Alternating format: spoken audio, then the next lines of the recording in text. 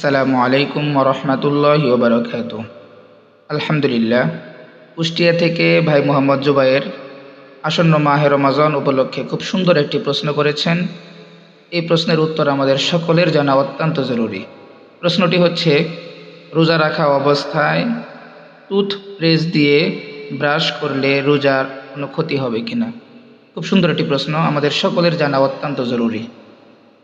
আমরা সকলেই জানি রোজা রাখা অবস্থায় আমাদের অনেক বিষয় নিয়ে নিষেধাজ্ঞা রয়েছে। তন্মধ্যে একটি বিশেষ নিষেধাজ্ঞা হচ্ছে হলকের ভিতর দিয়ে কোনো কিছু প্রবেশ না করা। আমাদের যে খাদ্যনালী আছে, হলক বলা হয় এটাকে, এদিক দিয়ে কোনো কিছু প্রবেশ না করানো।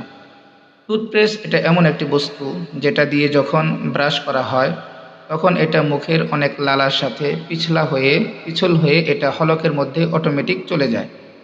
এই জন্য আমরা বিশেষ করে এই বিষয়টি সতর্ক থাকব যে রোজা থাকা অবস্থায় তথা সবে সাদেক থেকে শুরু করে একদম ইফতারের আগ পর্যন্ত আমরা টুথপেস্ট দিয়ে ব্রাশ না করাবো, অর্থাৎ এটা থেকে আমরা বিরত থাকব।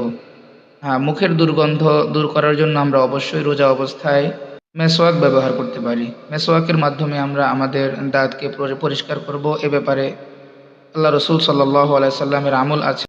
রসুল সাল্লাল্লাহু আলাইহি সাল্লাম নিজেও রোজা অবস্থায় মেসওয়াকের আমল করেছেন। এই জন্য আমরা ব্রাশ, টুথপেস্ট এগুলো থেকে রোজা অবস্থায় বিরত থাকবো ইনশাল্লাহ।